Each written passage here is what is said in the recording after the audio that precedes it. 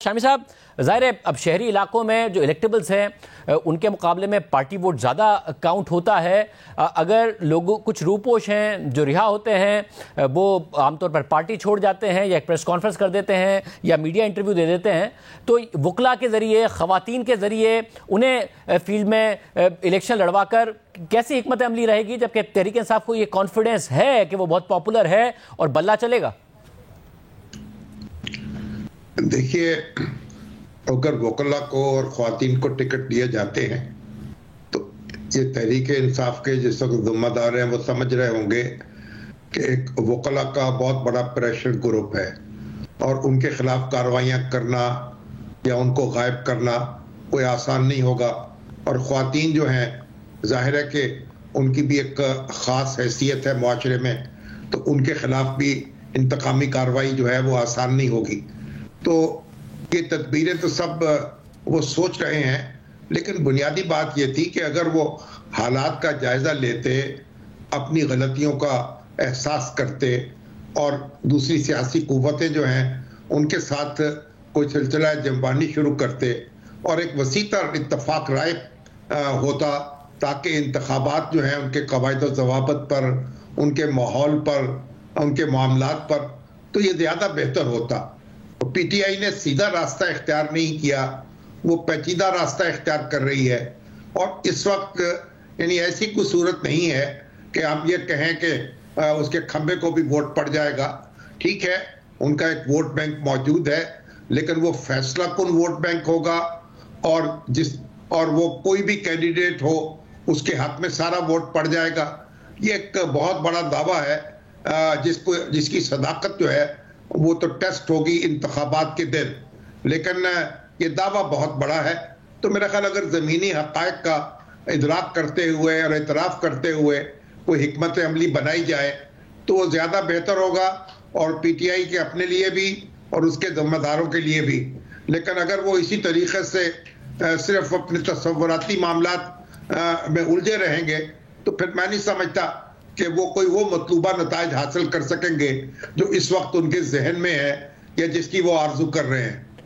صاحب آپ نے دیکھا ہے ظاہر ان کے رہنما گرفتار ہوئے ہیں، کچھ روپوش ہیں،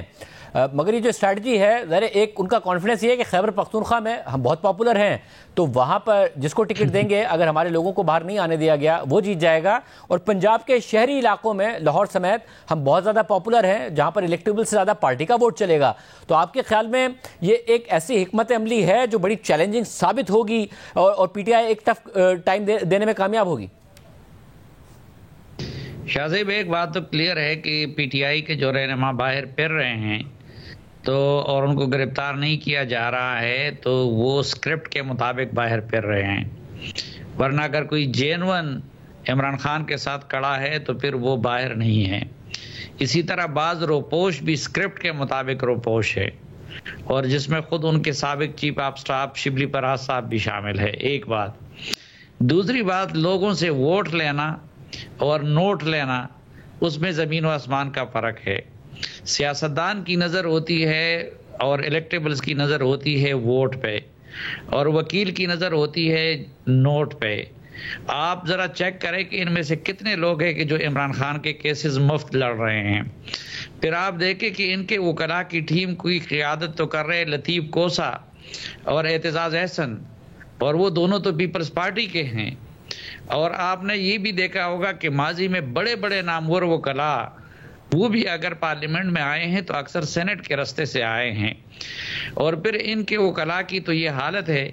کہ شعیب شاہین جو ہے وہ شیر افضل مروت کے بارے میں کہتے ہیں کہ وہ ایجنسیوں کے ایجنٹ ہے، اور وہ ان کے بارے میں کہتے ہیں کہ وہ ایجنسیوں کے ایجنٹ ہے.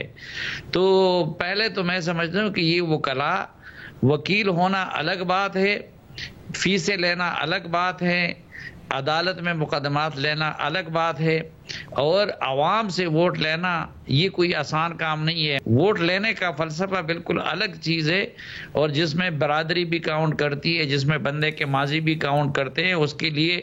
15 20 30 سال پہلے جدوجہد کرنی پڑتی ہے. تو مجھے تو ان کی یہ تدبیر کوئی کامیاب ہوتی ہوئی نظر نہیں آ رہی ہے. اور شامی صاحب، جب آپ کہہ رہے ہیں کہ کھمبے والا ماحول نہیں ہے کہ تحریک انصاف کوئی کھمبا بھی کھڑا کر دے تو اسے ووٹ پڑ جائے گا، مگر کیا نون لیگ کے لیے کوئی ڈائنامکس آپ کو پنجاب میں بدلتے نظر آتے ہیں؟ نواز شریف صاحب کی واپسی کے بعد ایک ہی انہوں نے جلسہ کیا ہے، آگے وہ کیمپین کرتے ہیں، تو وہ جو سمپل میجورٹی کی خواہش رکھے ہوئے ہیں کہ جی ہمیں ایک ایسی حکومت چاہیے جو بیساکھیوں والی نہ ہو، وہ آپ کو نظر آتا ہے کہ ایسا کوئی ممکن ہو پائے گا؟ دیکھیے، نواز شریف صاحب کے آنے کے بعد مسلم لیگ نون میں ایک نئی جان تو پڑی ہے،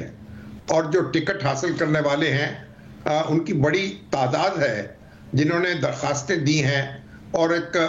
اب ظاہر ہے کہ جو الیکشن لڑنے والے لوگ ہیں وہ زیادہ جڑے ہوتے ہیں اپنے ووٹرز کے ساتھ اور اپنے حلقوں کے ساتھ، تو ہوا کا رخ جو ہے وہ اس کا زیادہ اندازہ کر سکتے ہیں۔ تو اگر سینکڑوں اور بلکہ ہزاروں کی تعداد میں لوگ ٹکٹ کے خواہش مند ہیں اور وہ درخواستیں دے رہے ہیں، تو اس کا مطلب یہ ہے کہ ایک زمین پر ان کو اپنے پاؤں جمتے ہوئے محسوس ہو رہے ہیں۔ تو میرا خیال ہے کہ مسلم لیگ نون جو ہے وہ ایک مقابلہ کرے گی اور زوردار طریقے سے مقابلہ کرے گی، اور پی ٹی آئی کا اپنا ایک جوش و خروش ہے اور اس کی اپنی ایک حیثیت ہے، اس کا انکار نہیں کیا جا سکتا، لیکن اگر وہ جس کو چاہیں ٹام ڈک ہیری کوئی جو ہے کینڈیڈیٹ کھڑا کر دیں، تو ایسا نہیں ہے۔ جو یہ انتخابی سیاست جو ہے یہ حلقہ جاتی سیاست، اس میں اس طریقے سے کامیابی حاصل کرنا ممکن نہیں ہوگا، یہ بہت مشکل کام ہوگا۔ تو اگر پی ٹی آئی کی حکمت عملی جو ہے وہ ان وکیلوں نے بنانی ہے جو سیاست سے لا تعلق ہیں اور عملی سیاست سے ان کا کوئی یعنی واسطہ نہیں ہے۔ اور ابھی جو صافی صاحب فرما رہے تھے کہ ہمارے کھوسا صاحب تو آج بھی کہہ رہے تھے کہ میں پیپلز پارٹی کا حصہ ہوں، اور اعتزاز احسن صاحب بھی جو ہیں انہوں نے بھی پارٹی جوائن نہیں کی، تو یہ اگر اس طریقے سے نان سیریسلی ان کی حکمت عملی بنائی جائے گی اور وہ اپنا نقشہ بنائیں گے اور اپنی مہم جو ہے چلائیں گے، تو میرا خیال ہے کہ پھر ان کے لیے ایک بڑی مایوسی بھی ہوگی اور ان کو ہاتھ ملنے پڑیں گے۔ تو یہ بھی ایک سائنس ہے الیکشن لڑنا، یہ ہر ایک کے بس کی بات نہیں ہے، اور یہ آپ جی۔ اور صاحب صاحب، کیا پھر ایسا کچھ ہے کہ جو پی ٹی آئی کے اسٹرانگ کینڈیڈیٹس ہیں ایسا ماحول بن جائے کہ انہیں الیکشن لڑنے کا موقع مل جائے، کم از کم اس حد تک بات بن جائے پاکستان تحریک انصاف کی الیکشن تک؟ نہیں، مجھے ایسا کچھ نظر نہیں آتا۔ مجھے یہ نظر آتا ہے کہ پی ٹی آئی کے ساتھ اس سے بہت برا ہوگا جو 2018 میں مسلم لیگ نون کے ساتھ ہوا تھا، اور مسلم لیگ نون کو شاید اس سے بہت زیادہ نوازا جائے گا جس طرح کی پی ٹی آئی کو 2018 میں نوازا کیا تھا۔ پھر دوسرا، وکلاء کے ضمن میں دیکھیے، ایک بندہ ووٹ دیتے ہوئے اپنی لیڈرشپ کے ساتھ اس بندے کی کمٹمنٹ کو بھی دیکھتا ہے، وہ الیکٹیبلز ہو یا جو کچھ بھی ہو۔ اب خواجہ حارث اگر کینڈیڈیٹ بن جائے تو اس سے لوگ پوچھیں گے کہ بھئی آپ تو نواز شریف کے بھی وکیل رہے، آپ تو عمران خان کے بھی وکیل رہے، آپ کس طرف ہیں؟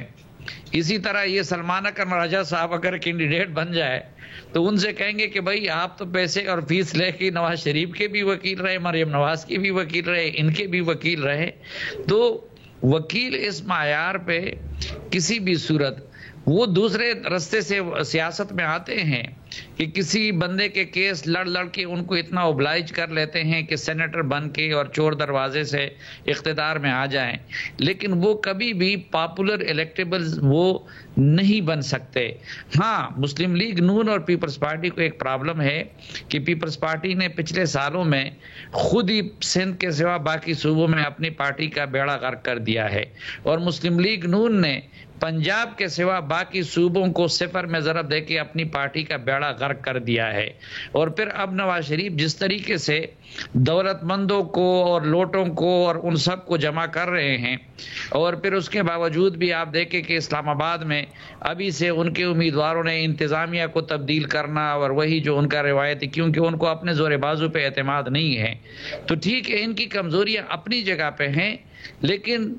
جب مسلم پی ٹی آئی کا کینڈیڈیٹ ہی نہیں ہوگا، ان کا لیڈر ہی نہیں ہوگا، تو اگر پاپولر عوام میں وہ ہیں بھی تو اس کو ووٹ کی شکل میں میٹیریلائز ان کے لیے کون کرے گا؟